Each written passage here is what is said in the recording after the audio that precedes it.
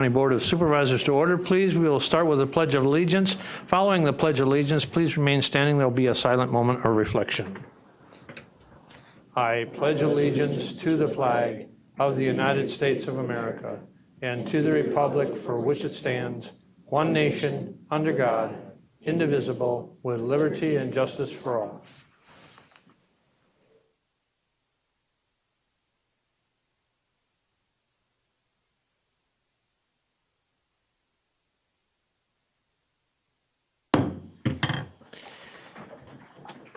Thank you. We will have the reading of the notice, please. An adjourned organizational meeting of the Marathon County Board of Supervisors, composed of 38 members, will convene at the Marathon County Courthouse Assembly Room, 500 Forest Street, Wausau, on Tuesday, July 22nd at 6 p.m., and the agenda was duly signed and posted. Thank you. I would like to request everyone silence their cell phones and any other electronic devices as to not be an interruption to the meeting, and I thank you for your indulgence. And we'll move on to roll call, and I ask all the supervisors, please sign in to roll call, please.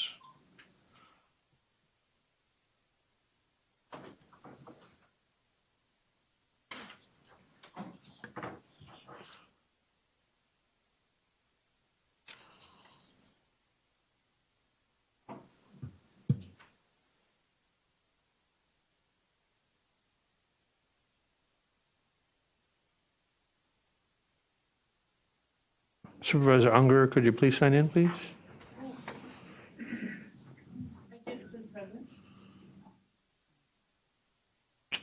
I'll mark you up here too.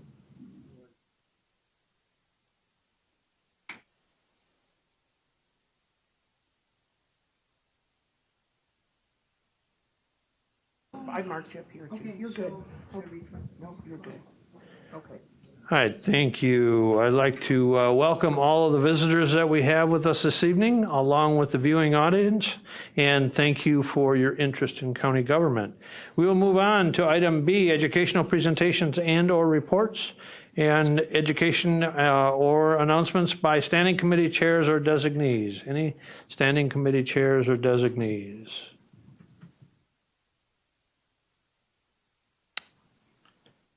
Okay. We will then move on to consent agenda, items C8 through items C12, C1. What is your pleasure? Motion by Supervisor Drabek and seconded by Supervisor Marash. Supervisor Jensen, please. Could we pull, it would be 12A3 out of the consent agenda, please?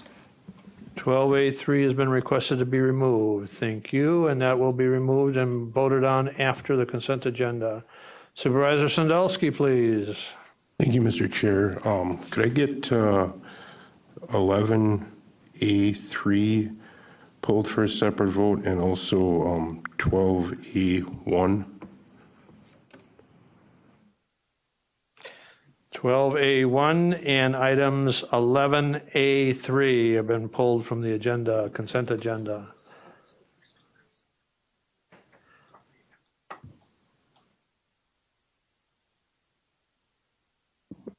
A1 is the Town of Wausau's comprehensive plan update.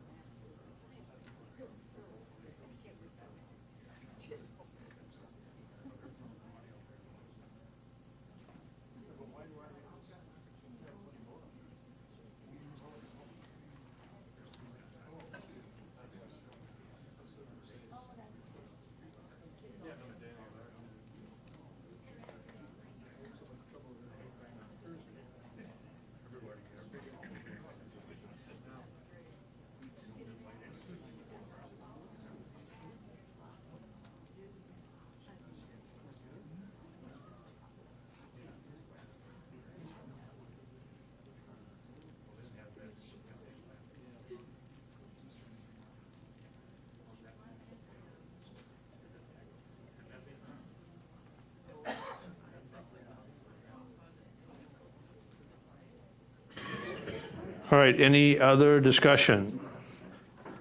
So the consent agenda consists of items C8, C9, C10, C11, A1 and 2, items C12, A2, and B1 and C1. Is everybody clear? There's been 3 items pulled from the consent agenda. Any further discussion on the consent agenda? Okay, seeing none, we'll proceed to vote.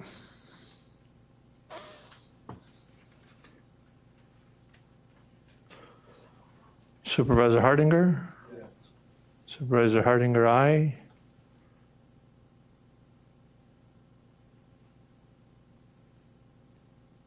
Supervisor Boots?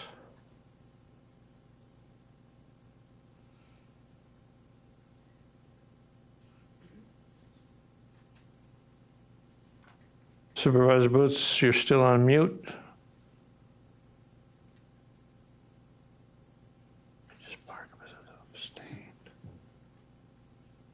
And we'll proceed. And the motion is carried.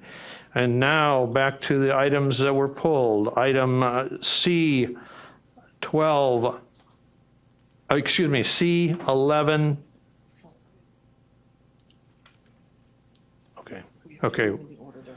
Okay, the order that they're on the voting system is item C12A3, the adoption of the Marathon County Solid Waste Environmental Management Plan, Resolution 45-25.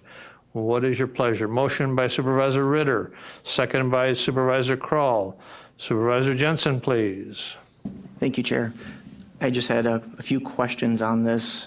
If the approval of the plan would commit the county to accepting the $12.8 million environmental loan, and then the second question would be, does this plan include the multi-county partnership for the processing of leachate over the life of the landfill system? We have Solid Waste Director with us, Mr. Hagenbusher. I think you're most informed to be able to answer the question.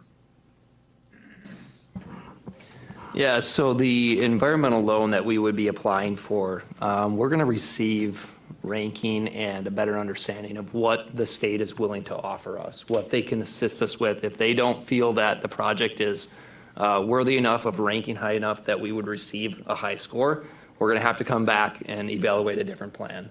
So this is once again, this is a plan to do something about it, and it's a practical way of funding the project.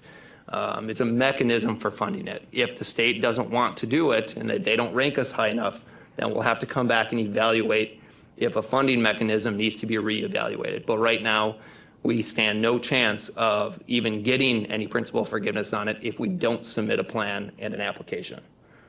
Could you repeat your second question? Does the plan include a multi-county partnership for the processing of leachate over the life of the landfill system? So Marathon County back in 2003 entered into a tri-county agreement with Portage and Shawano County. This is a 30-year, it goes to 2032. And in that agreement, it specifies that any unforeseen or unforeseeable costs relative to managing the landfill that come up would be the responsibility of all 3 entities. So that would mean that Portage and Shawano County are also responsible for capital and repayment of said loan. And Corp Counsel addressed whether this legally binds us to any of the $12 million expenditure. Sure. So in the event any loans or grants were offered to the county, the board would have to separately act to accept, receive, and approve them through a budget amendment. So this doesn't bind us to receive any funds or to accept any loans at this point. Supervisor Robinson, please. Thank you. The joint venture agreement is part of the county board's rules. And it will probably be handled through the Environmental Resources Committee. But generally, we adopted a rule several years ago so that when we entered into joint ventures, we spelled out the responsibilities and roles of people. And I would just caution you, this will live on beyond the life of the landfill for 40 years. because we want to make sure that those other counties that are there pay for the treatment during the life of not only the landfill, but the extended, the long-term care period. So that process has begun, I believe, and we'll need to negotiate with those counties and get that agreement in place.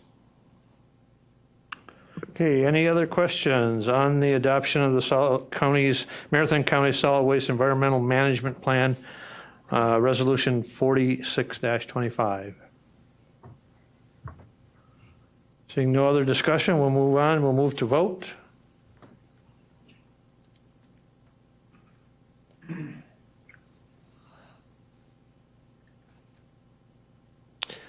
Supervisor Hardinger? Aye. Supervisor Hardinger, aye. Supervisor Boots, are you?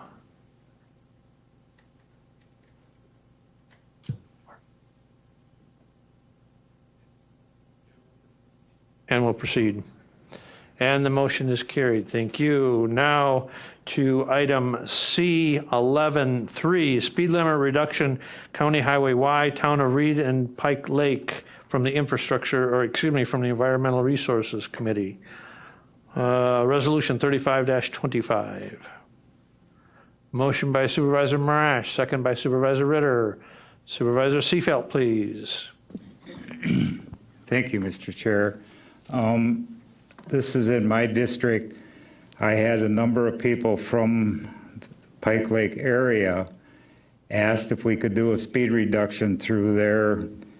There's, as you go from where the 45 speed limit is going to start and end, there's a series of curves going through there, and there are two one's a wedding barn and one is a ballroom, which are fairly close to each other, and there's a gravel pit closer through there, and gravel trucks are going through there pretty fast. So I just helped them get this going, and hopefully that this will pass, because I think I've been going through there how many times, and people do go through there quite fast. So this will be more for safety. Thank you. Okay, any other discussion? Any other discussion?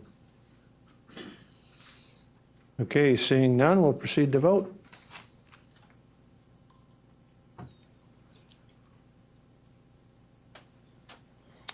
Supervisor Hardinger? Supervisor Hardinger, aye. Supervisor Endres? Thank you. And we'll proceed. And the motion is carried, but is not unanimous. Thank you. Moving on to item C12. A1, Town of Wausau Comprehensive Plan Amendment, Resolution 43-25. Motion by Supervisor Marash, seconded by Supervisor Ritter. Supervisor Sandulski, please. Thank you, Mr. Chair. This amendment is in relation to the industrial wind and solar overlay map for the town of Wausau. I'm going to address one of the concerns the people of the township of Wausau expressed, which was within our packet, the environmental impact. So one of the hot button topics in our county is the PFAS, which is in our water supply. I have an article from Buffalo News in New York in which a study was compiled by the NYSERDA on this matter of the release of PFAS and other chemicals from these wind turbines. These wind turbines are constructed of microplastics, fiberglass, and epoxy, and other chemicals, which as they spin, it was found these turbines shed the materials into the soil. As it rains, these particles go into the groundwater and shed into lakes and streams and soils that grow your food. In the study, it has been found that an average of 137 pounds of material are shedded from each turbine annually. Along with that, on a number of cases, there has been found bearing failures and leaky seals, which leak lubricants into the soil as well. Lastly, another interesting fact, From all the projects I am aware of in Marathon County, the electricity produced will be put on the grid and going to cities as Chicago, Milwaukee, and other cities to the south. That being said, I need to look out for the future health of the humans, animals, cropland, environment, roadways, and land values. I'm not going to support this amendment for a number of reasons. Thank you very much. Other discussion? Okay, any further discussion? Seeing none, we'll proceed to vote. Supervisor Hardinger, please. Supervisor Hardinger is no. Any? We'll proceed. And the motion is carried. And we'll proceed on to resolutions. Item D, from the Environmental Resources Committee, adoption of the Wausau to Merrill Trail Master Plan, Resolution 45-25. Motion by Supervisor Robinson, seconded by Supervisor Lemmer. Any discussion?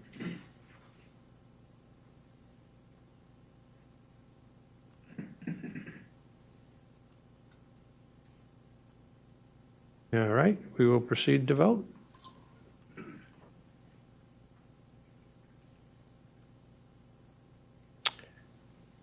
And Supervisor Hardinger, please. Supervisor Hardinger, aye. We'll proceed. And the motion is carried, but is not unanimous. Moving on to Extension Education Economic Development Committee. Item E, 14, a resolution providing direction to Marathon County's representative to the Tax Incremental District Joint Review Board and the county administration regarding Marathon County's evaluation of future proposed tax incremental districts. Resolution 36-25. Motion by Supervisor Marash and seconded by Supervisor Rosenberg. Any discussion? Supervisor Rosenberg, please. I'd like to propose the first of two amendments to the resolution concerning the direction to the Marathon County representative to TIF joint review boards. The first amendment would change the word consider to require in the first be it resolved, preferencing the 10 standards. I'd like to draw your attention in particular to standard number 6 that touches on the limit of limited TIF capacity. The rules allow up to 12% of the total municipal equalized value to be in the TID districts. This guardrail is ignored in a number of cases. I'd like to add that historically and currently the Marathon County representatives to the joint review boards have been informed, thoughtful, and knowledgeable and have served Marathon County well. My hope would be that the other joint review boards members would more closely examine their own approval of TID proposals. I would also add that I support TIF process and desire to steer the development tool away from fiscal sinkholes. Thank you. Is there a second?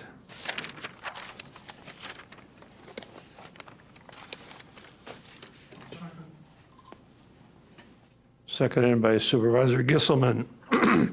Discussion on the amendment. Supervisor Marash first, please. Thank you, Mr. Chair. Last month, when this was brought to the full board, I requested that it be sent back to committee for exactly this reason, that we would discuss amendments and come to a consensus at committee level. It's disappointing that these are coming at the 11th hour.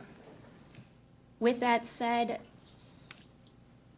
there's reasons why the verbiage in the existing resolution are the way they are. One being the word require. I understand that you feel that it would give us more strength to have these 10 standards be followed, but when you use the word require in municipal resolutions, it can act as a regulator or will possibly mandate conduct with the same force and effect as an ordinance. And it could face legal challenges if the resolution was not enacted with the same formalities as an ordinance. Therefore, that is the main reason why we changed the word require to consider.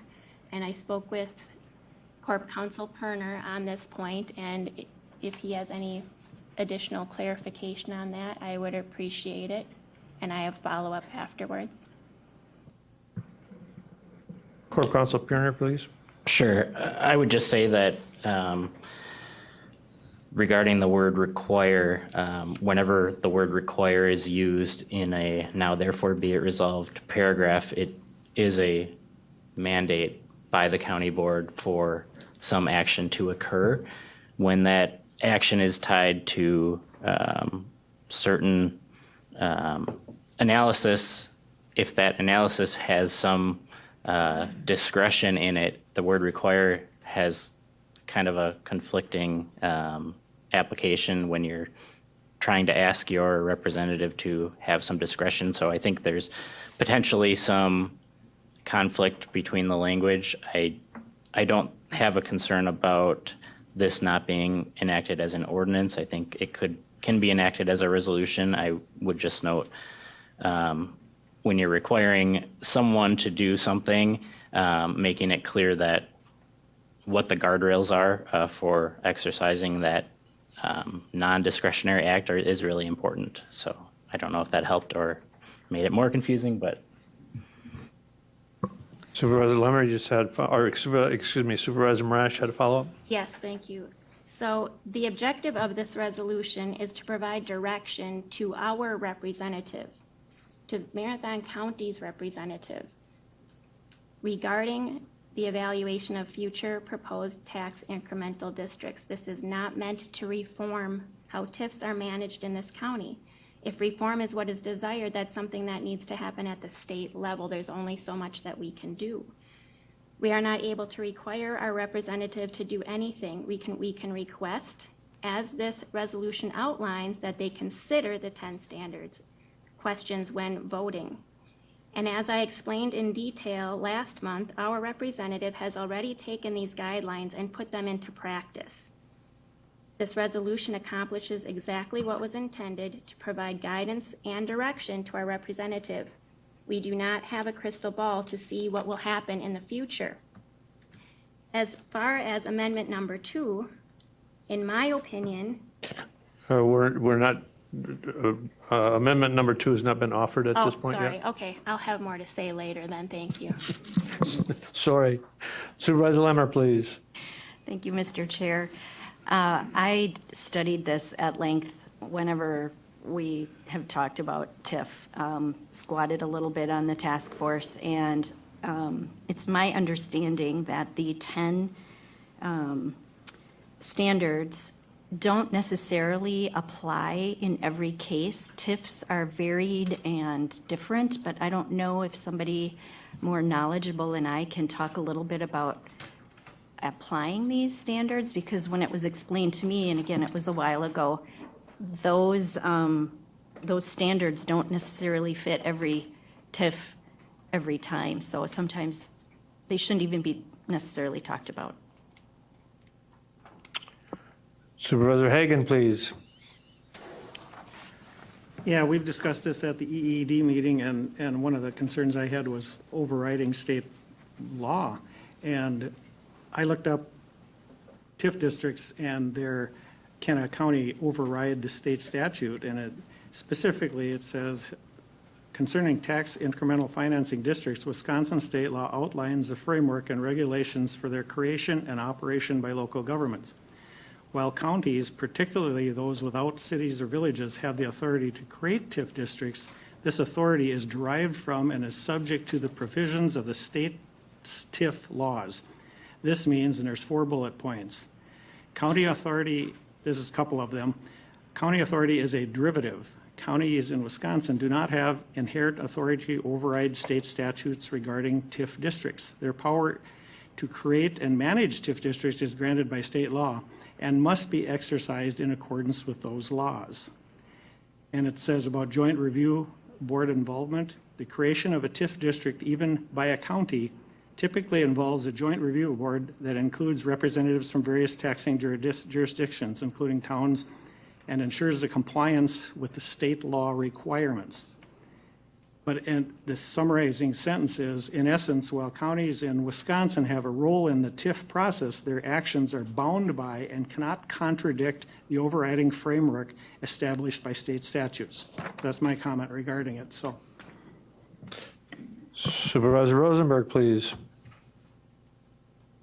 We're one of 5 members on that joint review board, and by having to go through and answer these 10 standards, we're not changing the rules. We're saying it's not saying the answer has to come out positive. It's saying we reviewed it. If, for instance, the public was split 80-40 or 60-40 to opposing it, that you would be aware of that at the time. It wouldn't necessarily say you couldn't vote for it. It says you have to go through those 10 standards. Thank you.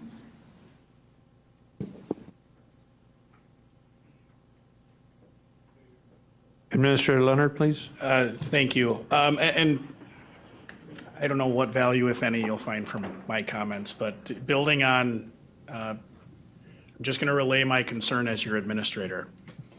The finance director is the person that goes and votes. The language in the resolution is to require that the standards be met. Posing a question to you. Number 7 of the standards. What is the general opinion of my district's residents and the county's residents on the TID? How is Sam supposed to know if that's met? What is the general opinion? Is it to ask the question? Is that what it means for the standard to be met? Similarly, number 8. The question in your resolution is, how will the planned development affect the demand for services in my district in the county? How is that to be met? So if you say required a standard to be met, and the question is, how will the planned development affect the demand for services in my district in the county? It's one thing to say it's required that we answer the questions, but I'm a bit concerned. I don't want to set Sam up for either frustration or criticism when some of these questions are not, did you get a 70% on the math test? I can answer that question based on the score. I don't know how I check a box that the standard is met when the standard is a question that is open-ended in nature. So I just want to make sure you are providing policy guidance to staff. Admittedly, I'm a bit concerned that we're going to be able to meet your direction if there is a requirement that some are easy. I'll go to number 1. Would the development occur without, but for the use of TIF? I think we can interpret from that question, the requirement is that the answer is that, but for the use of TIF, this would not occur. Other questions similarly are relatively straightforward to say, yes, it requires it. Do the benefits outweigh the taxes residents of overlying districts are expected to pay? There's a lot of value judgment there. Reasonable people will differ. But as I referenced before, there's at least several of these questions where I don't know how I would ever say that something is met. It can foster conversation at the Joint Review Board. And I am confident Sam can foster a lot of conversation with the questions. I just want to make sure we're going to hit the mark for you. Thank you, Mr. Chair, for the opportunity. Supervisor Sandalski, please. Thank you, Mr. Chair. My question is is that 38-year limit, is that one of the 10?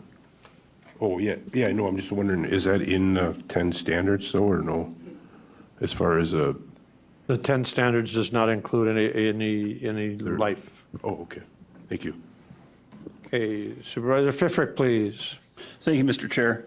Looking at the Wisconsin Department of Revenue Tax Increment District Manual is really where these 10 questions come from under the category on page 28, Joint Review Board Decision Criteria. Right above those 10 criteria, in bold, is questions to consider. It doesn't say requirements. These are questions to consider. And part of why that's important is, I'll use example number 10, what guarantees are in place to ensure development?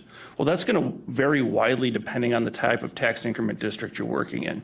Now, say you have a business campus where you have greenfield development. So an existing greenfield, you're going to put an infrastructure. You're not going to have all the development agreements in place for all those future businesses, but you should have best practices in place, a plan for the infrastructure. You're not going to build out all the infrastructure on day one. You're going to do that incrementally. Those are reasons why requiring these criteria doesn't make sense. They should be considered. They should have a plan in place. Redevelopment district in a downtown is much different than that. It's going to be very difficult to have all those guarantees locked up on day one when you're talking about blight elimination. They should have a good plan, but having that all ironed out day one just isn't feasible. Thank you. Other discussion?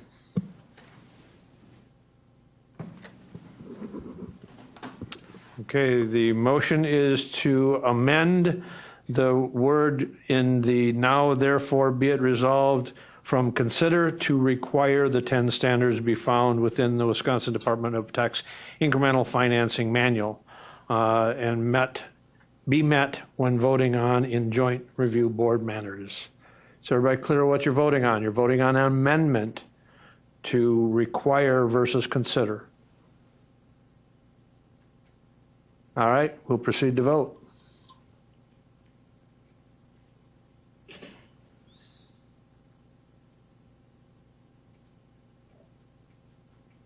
Supervisor Hardinger? We'll proceed. And the motion has failed. Now back to the motion originally as presented. Any further discussion? Supervisor Marash, please.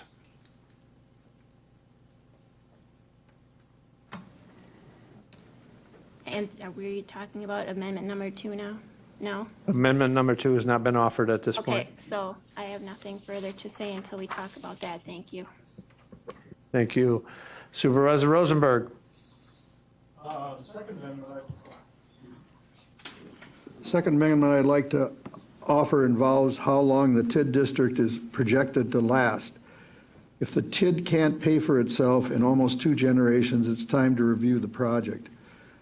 Even a well-thought-out, successful district can be sabotaged by creating a donor district out of it for another low-performing, or in the worst case, a zombie district, and then added extra year for housing purposes. The decision to proceed with a district is approved on its merits, not on the donor district or on the extra year of housing investment, meritorious as that may be. So the amendment I'm offering, it's printed, but to change with a financial projection that does not cover the projected debt and TID investment in the proposed life of the district to where the repayment of taxpayers of their TID investment exceed 38 years beyond the base year of the TID. This is the projection at the front of the TID. Thank you. Okay, there's a motion. Is there a second?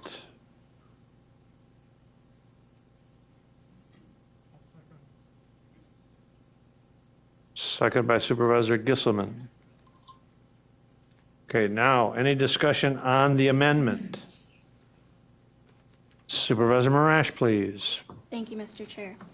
So in reading this, the current, in my opinion, the current resolution verbiage is much more clear, and with a financial projection that does not recover the projected debt and TID investment in the proposed life of the district, would possibly, we'd be recovering our money a lot sooner. The revised one puts the whole idea of 38 years out there and almost, in my opinion, gives permission to push it that far. So I prefer the way it stands. Thank you. Supervisor Pfeffrick, please. Thank you, Mr. Chair. I believe that the analysis that's been provided is flawed in that it assumes the same level of development would occur regardless of tax increment financing being utilized. One of the main criteria, and we just talked about in the 10 criteria, is this development would not happen but for the financial support of TIF. This means the project is not economically feasible without the use of TID, meaning the project would not happen, or at least at the magnitude that's being proposed. This, unfortunately, would leave us with dilapidated buildings and blight, something that nobody wants to see in their community. What is true is that a successful TID is going to cause an increase in property taxes for properties, including commercial, industrial, and residential. While the district is active, the tax increment, so meaning the difference between the original and new property tax, is captured and reinvested in that district. Most of the costs are associated with public health and safety and government services. At the same time, investment in infrastructure is a common expenditure in a project plan. This saves property taxpayers money. Instead of having to use general fund money to pay for road improvements, the TID money is used from a new development that would have not occurred otherwise. The current framework established under Wisconsin statutes ensures a level of accountability and transparency in the use of TIF. However, rather than restricting its use further, we should focus on strengthening oversight and best practices to ensure long-term financial health and equitable outcomes. Further limiting the use of TIF would undermine the competitiveness of municipalities in Marathon County as we strive to become the most prosperous county in Wisconsin. In a competitive state national landscape, restricting this already limited economic development tool could result in missed opportunities, stagnant growth, and diminished quality of life for our residents. Thank you. Supervisor Marshall, please. Thank you, Mr. Chair. I believe the amendment is focused on repayment of the taxpayers. That does not mean repayment of the debt that was taken on by the TID, but says you've given up this amount of revenue for 20, 27 years. Where is the repayment of additional property tax revenue needs to be within 38 years. I know that in several cases, we have extension of TIFs another 10 years beyond their recommended life because there was economic downturns, and which was one of the questions to consider, as well as underperforming TIFs. The taxpayers have not had a return on their investment in most of those cases of extension. So I believe I will be supporting the language of the amendment. Thank you. Other discussion? Supervisor Hagan, please. Thank you, Chair. My question would be if we override the state law or exceed the state law, as I read in the authority of the county, what could happen? Could we subject ourselves to legal battles down the road? Corp Counsel, please. My short answer is yes. Anytime the county exceeds the authority granted to the county by state law, the county's acting outside of its authority to do so. That could mean votes are nullified or potential actions are taken against the county based on votes that are taken. So that's the short answer. The specific answer related to this amendment, I don't know because I'm not the state. I don't know how the state would interpret it, or whether the state or someone could make an argument that this is contrary to state law. The number 38, of course, isn't specifically in the TID legislation or the TIF legislation, but it is the sum total currently of the life of these districts. That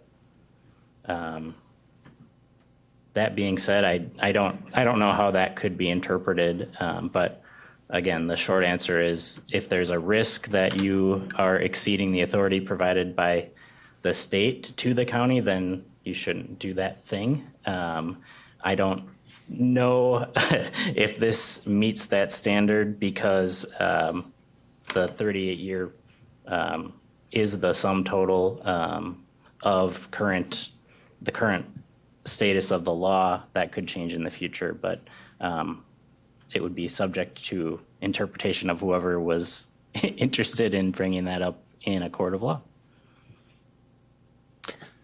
Supervisor Wilhelm, please. So basically what you're saying is that we do not have any control. Like if we vote on this, we could be sued depending on where it would go.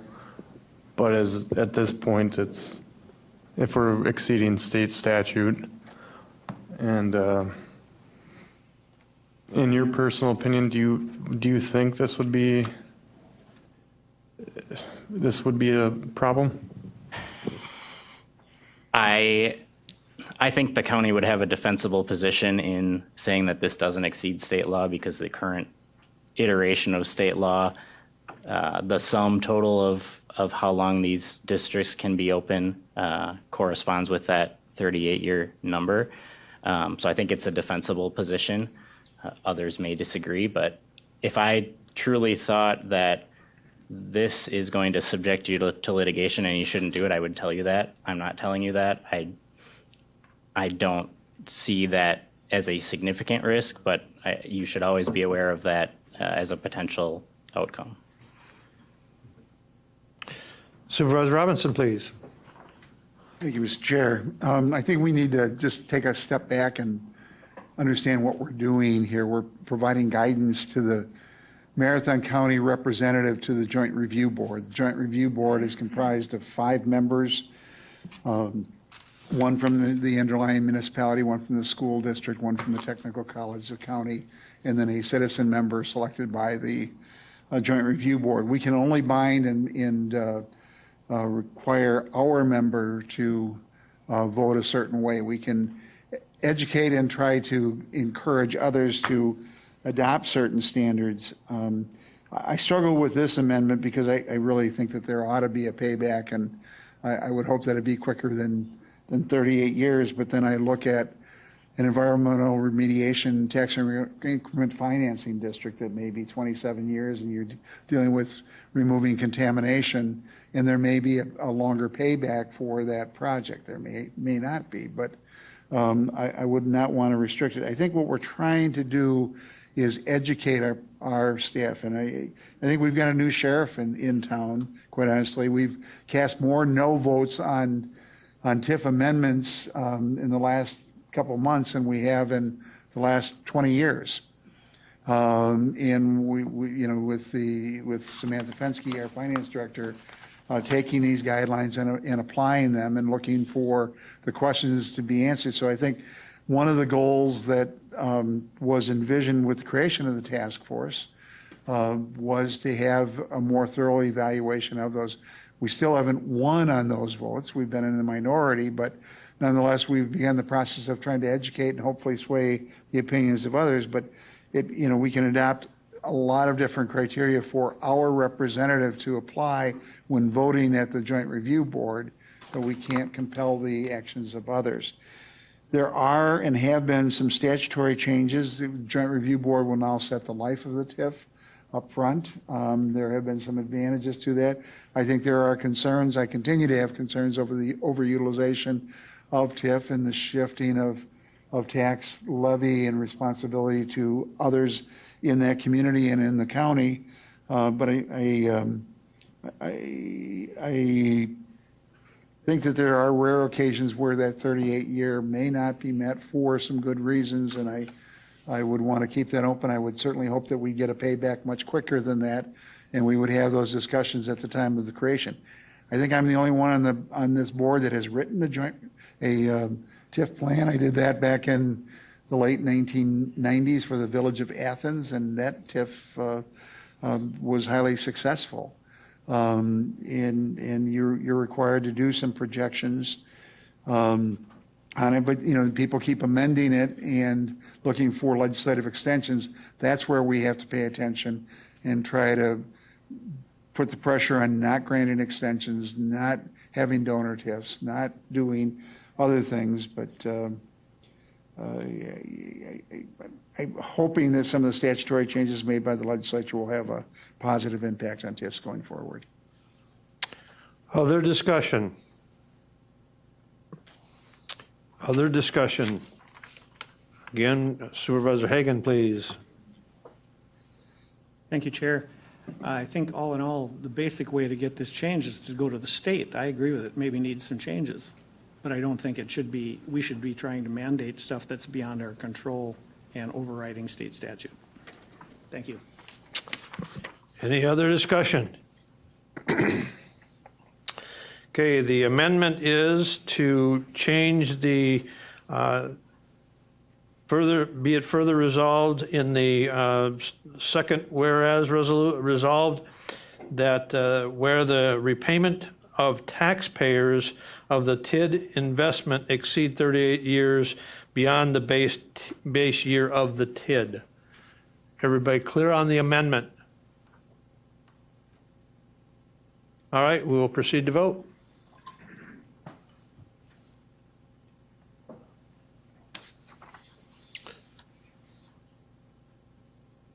Supervisor Hardinger, please. No, Mr. Chair. Okay, we'll proceed. And the motion is defeated. Any further discussion on the resolution?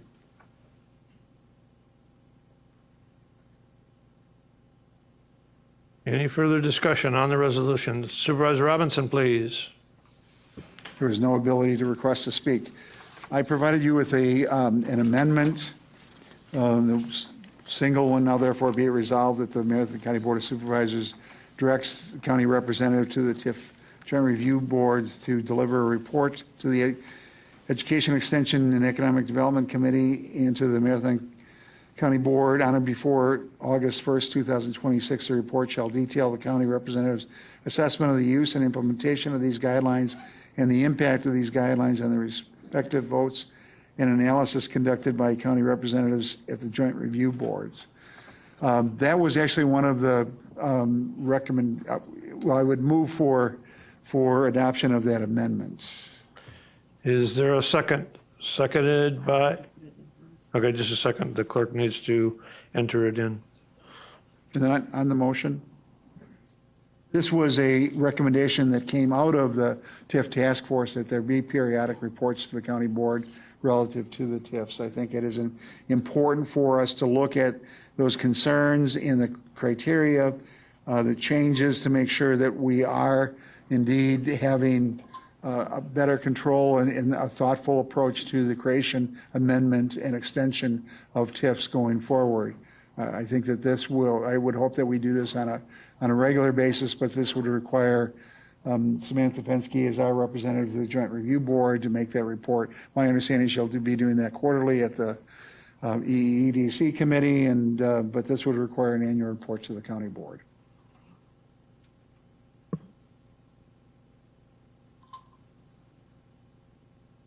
Is there a second? Second by Supervisor Mask. Any discussion on the amendment? Supervisor Lemmer, please. Thank you, Mr. Chair. I wonder if Chair Robinson, could you just clarify, is this meant to be an annual report? The date just says 2026, so I'm just a little confused by what the intention is. Supervisor Robinson? It's setting up one, and I would hope that we would do it on a regular basis, but the intent is to have a report come back at a time certain to this board going forward, and I would hope that the county board would expect that that be done on an annual basis going forward. Other discussion? Other discussion?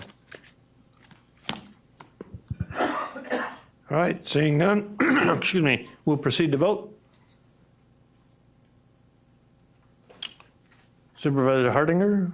No, Mr. Chair. Supervisor Hardinger, no. And we'll proceed. And the motion is carried. And now to the resolution as amended. Any further discussion as the resolution and with the now therefore be it resolved added? Any further discussion?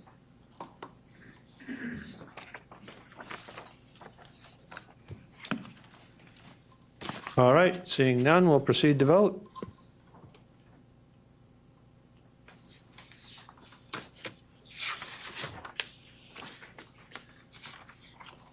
Supervisor Hardinger? No, Mr. Chair. Supervisor Hardinger, no. Supervisor Unger? Aye. Supervisor Hardinger, aye. We'll proceed. And the motion is carried, but is not unanimous. Moving on. Item F, Human Resources, Finance and Property Committee and Infrastructure Committee. A resolution to approve expenditures to replace the condenser unit for AHU number 13, Resolution 49-25. Motion by Supervisor Cavelli, seconded by Supervisor Poole. Any discussion on the resolution?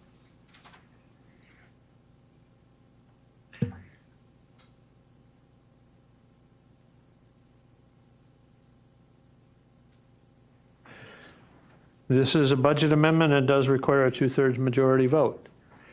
Any discussion? Okay, seeing none, we'll proceed to vote. Supervisor Hardinger, please. Supervisor Hardinger, yes. And we'll proceed, and the motion is carried. And we'll move on to Human Resources, Finance and Property Committee. Item G16, a request for consent to use PFA for taxable conduit financing, BBL Kresge LLC, Resolution 50-25.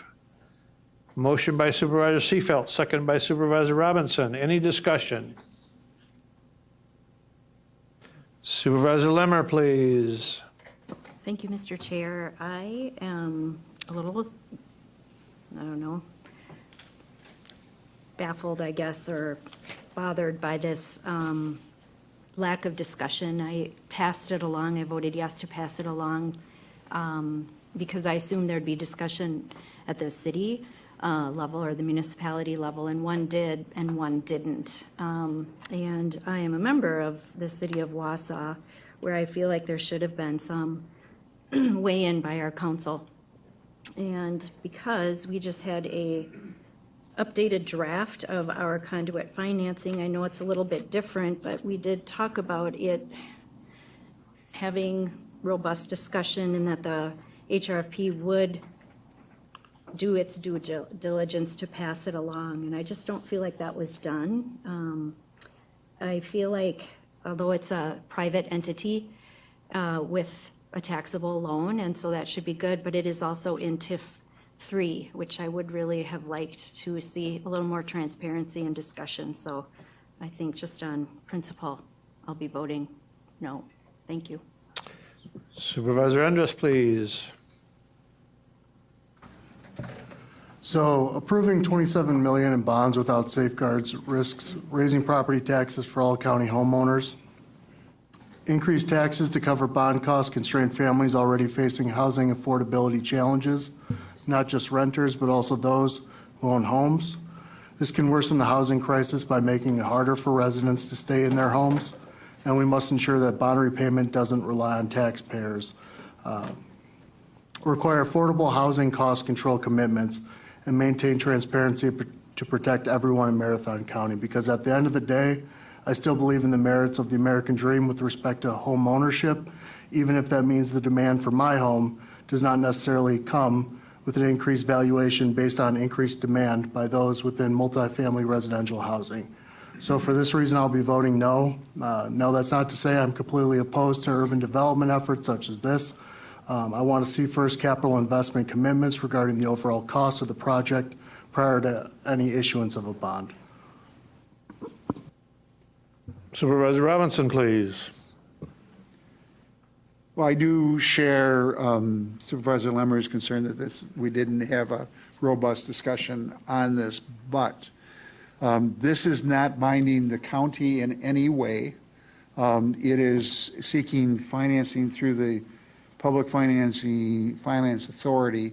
It is unlike the conduit bonds that we did with Bug Tussle, where the county was basically guaranteeing instead this gives them access to a probably closer to market rate interest. There is interest payable on this, but it is a financing tool that is available to a developer to access for projects within Rothschild and the city of Wausau.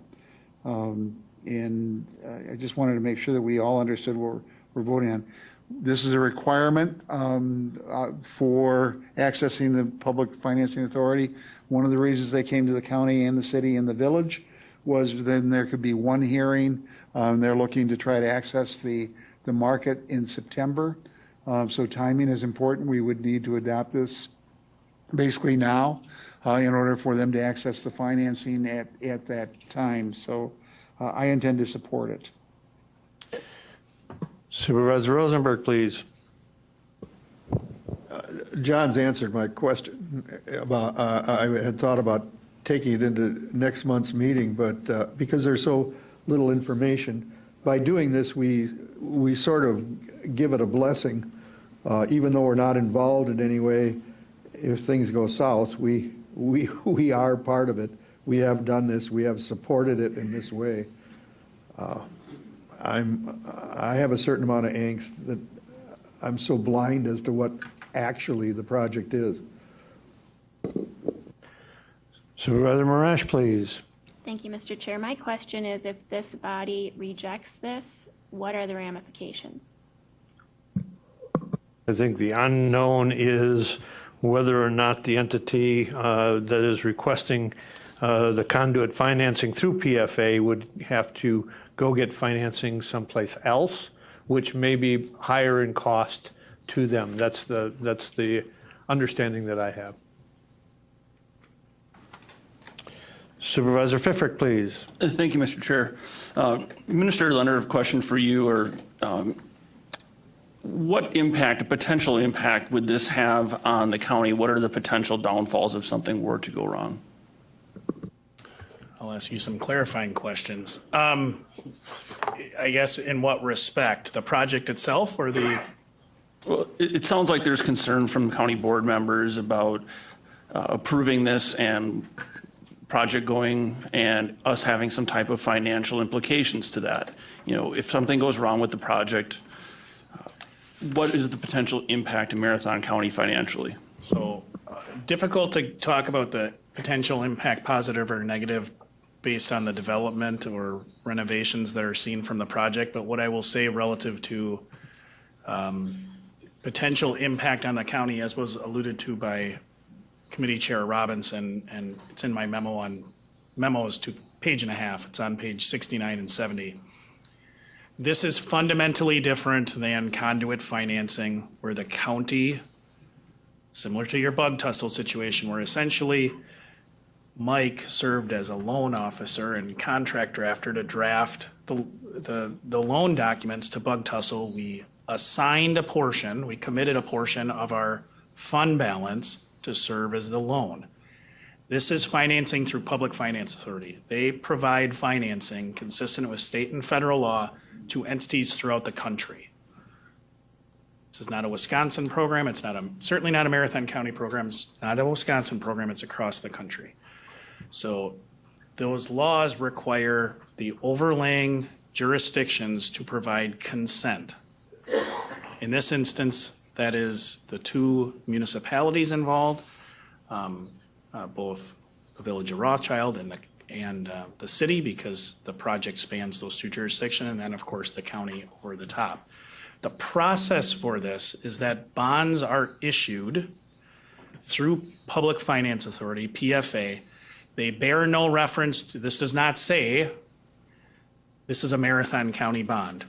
It does not pledge Marathon County to repay these bonds. They don't count against the county's borrowing capacity. For those of you that attended the audit presentation earlier today, we have, pursuant to state statute, 5%, our bonding limit is 5% of our equalized value. This doesn't count against that. So it is a private issuance of debt. So what that means is the bond issuance documents will be drafted by Public Finance Authority and their lawyers. They will be issued on the public bond market. Those potential purchasers, which when we issue bonds, your big players like a Baird is going to look at whether or not they want to buy our bonds. The same process is going to take place here. The public market, people are going to review the plans that were alluded to before. And if there's concerns, logically, I think we all know what's going to happen, right? If your plan is risky, not well developed, less likely to attract a lot of interest relative to the bonds. You're a higher risk situation. So this is really you're providing approval for that market-based solution to move forward. Certainly, I'm not an expert in this area, but certainly there is a financial benefit to the proposed borrower, to the entity here, BBL, sorry, I'm gonna look, is it BBL Kresge. The reason they're seeking this approval is because it's a better financing rate than they can get on the private market. So in terms of risk to the county from a financial perspective, I don't see any. Again, because it's not county-issued debt, it doesn't impact our borrowing capacity, all the things I mentioned before. The impact if the project doesn't move forward, I think is more difficult to ascertain, but essentially my characterization of what this is you have the entity that owns a significant amount of this property or all of it, which I believe is Compass Properties. Don't hold me to that, but that's my understanding, and they're seeking to sell and have it be purchased by BBL Kresge, and then there are plans to renovate it and operate it. I don't know what the ramifications are if the project doesn't move forward. Supervisor Gissel, or Supervisor Pfeffer, you had a follow-up? Yeah, just a follow-up. And thank you for that explanation. That was my understanding as well. And looking at page 74 of the packet, this process does not make us liable for payment. We have no ongoing responsibilities, no obligations, and it doesn't affect our borrowing capacity. So I just wanted to thank you for that explanation. Supervisor Gisselman, please. Thank you. Have we looked at their books? Do we know indeed that they need this type of financing? It seems to me that there may be, sometimes developers' wallets are heavier than Marathon County's wallets or my wallets. And I think that we should, if they need desperate financing, I would be tending to look, but I doubt if they need financing. It's not something that I can go to public financing and ask for a good rate on a house loan. I think that they should be playing the same game that we all are playing, and I'm planning on voting against this. But I also plan on voting against it because of the vagueness of their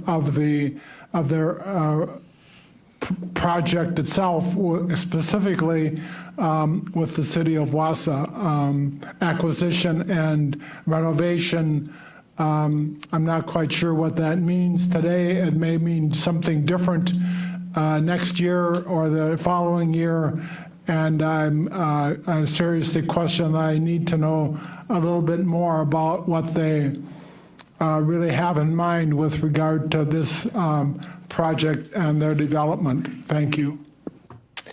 Any other discussion? Any other discussion? All right, everybody clear on what you're voting on? We'll proceed to vote.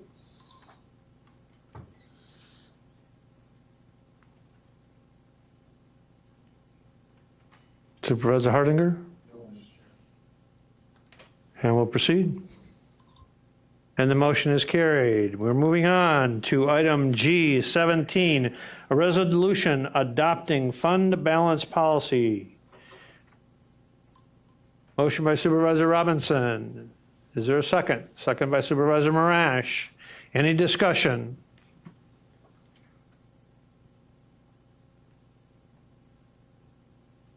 right, we will proceed to vote.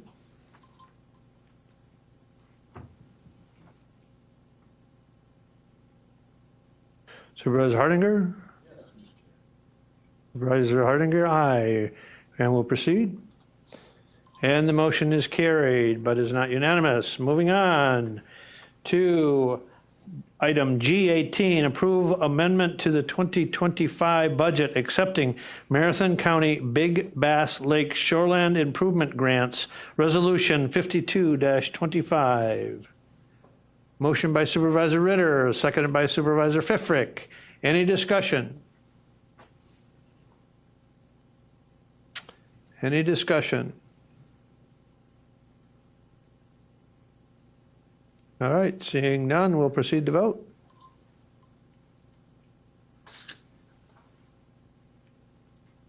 Supervisor Hardinger? Aye, Supervisor Hardinger. And we'll proceed. And the motion is carried. And we'll move on to item G19, a resolution designating space within Marathon County Forensic Science Center in recognition of donors B.A. and Esther Greenheck Foundation and the North Central Technical College, Resolution 53-25. Motion by Supervisor Zhang and seconded by Supervisor Arstead. Any discussion?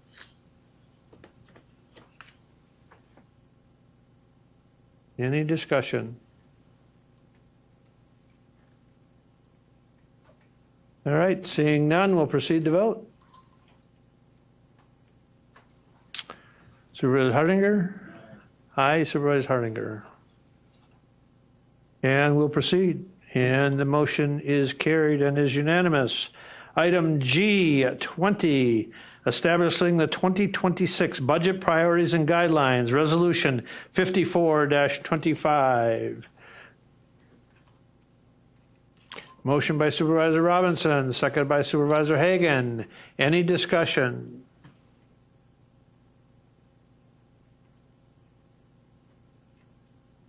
Yes, the original packet last Thursday, the Finance and Property Committee took up two amendments or two changes to the resolution, and they were adopted by the HR Finance Committee, and they include the highlighted provisions in the whereas and the now therefore be it resolved.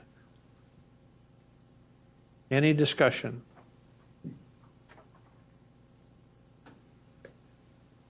All right, we will seeing none. We'll move on to vote.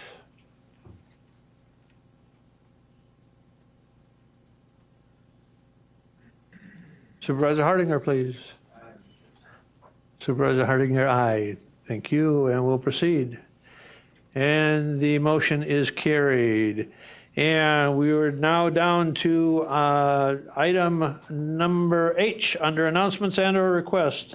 Did have an announcement. Adoption of the budget assumptions for 2026 budget process. Missed that one. Resolution 55-25. Can you advance it? Supervisor Zhang with the motion, Supervisor Marash with the second. Any discussion? Yes, there was discussion at the HR Finance Committee, and the highlighted items were a change. One is the shared revenue was adjusted to, in the revenue side, to 3.4%, and that's due to Act 15, the budget being adopted that exempted sales tax on utilities during the summer months for natural gas and electricity. And then we also put in the potential public charges as those are being discussed by each and every of the standing committees as far as whether there's charges by each of the departments that the county has authority over. And then under the expenditure side of the assumptions is there's going to be further discussion on the market study for wages, and there was a discussion about the other item, that was the insurance. And we're looking for our consultant to come back with recommendations on potential savings on the potential increase that has been proposed. And then also a discussion centered around the utilities cost and the increase in potential utility costs and what the county is doing to try to mitigate those increases. And there was healthy discussion on all of those items, and these are the recommendations of the HR Finance Committee moving to the full board. Supervisor Marshall, please. Thank you, Mr. Chair. Seeing that salaries and wages is a huge part of our budget, it's hard to vote for this considering we don't know what that number is. The word market study could mean anything at this time, so I will not be supporting this because we have no idea what market study means. Thank you. Supervisor Robinson, please. Thank you, Mr. Chair. I think one of the reasons why we put market study, it is really meant to be market rate, and the HR Finance Director and the Administrator are in the process of looking at our compensation study to see how we relate to others. If you recall, a couple of years ago, we were basically hemorrhaging staff because our rates were not competitive. I think one of the discussions that will take place at both the committee and ultimately the board level is where do we want to position ourselves? Are we at 50%? Are we at 55%? Or we're in everything we do is going to be governed and restrained by the amount of revenue we have available to us. We know that we're limited by a modest increase in shared revenue. There was a decrease in expected shared revenue increase because of the exempting of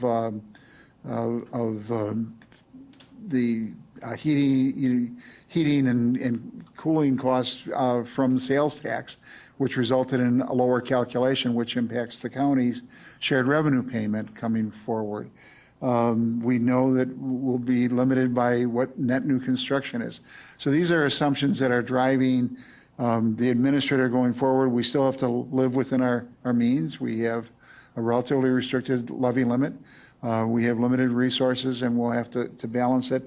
And one of the things that the committee will look at is how does the compensation package, which includes wages, salaries, fringe benefits, fit in? And I think there are some directions in the priorities that we just adopted that minimize the increase on the levy. So I think we need to move forward. This will be coming to the committee in August, relative to the market study. We didn't have it now, and we wanted to put something in there, and ultimately the committee and the board will need to determine what level of where we want to be, whether we want to be right at 50% or do we want to be a little bit higher. I doubt that we want to be lower, because then we'll start losing staff as we did a couple of years ago. Any other discussion? Okay, seeing none, we'll proceed to vote.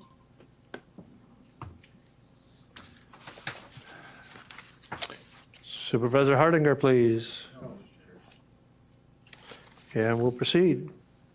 And the motion is carried. And now, moving on to announcements and or requests. The clerk has made once an announcement to all supervisors that if you plan on attending a committee that you're not a member of, to please let the clerk know in advance, so that if we're going to have a quorum of any other committee at those meetings, that we can have a bad key notice placed on the agenda as to not to violate state statutes. So that and any other, Supervisor Xiong, please. Thank you, Mr. Chairman. I just want to use this opportunity to invite my fellow colleagues to attend the Hmong Wassa Festival, the largest festival, Hmong festival in the state here, that's happening this weekend here in Wassa here. We'll have 13,000 people from across the country and also over 100 vendors that will be here. So I invite everyone to come on and join us. The grand parade starts at 10 a.m. and it'll go until 12 p.m. So looking forward to seeing everyone. Thank you. Supervisor Seefeld, please. Thank you, Mr. Chair. As you know, next week, a week from today, the Wisconsin Valley Fair starts. And I was informed that we have a record number of animals coming to the fair this year. So come in and see what our young 4-H members have done for the fair. And I do have some fair guides on the table in the back if you want one. I didn't have enough for everybody because we're on a tight budget. So thank you. Thank you. Any other announcements and or requests? Okay, seeing none, we're down to item H23. What is your pleasure? Motion by Supervisor Kroll, second by Supervisor Marash to adjourn. All those in favor of adjournment signify by saying aye. Aye. Opposed? Motion stands. We stand adjourned. Thank you, ladies and gentlemen.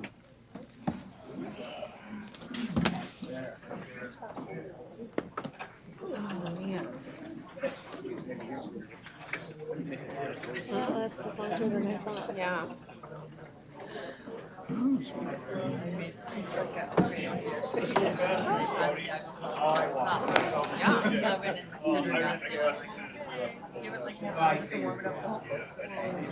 yeah. I felt great. I got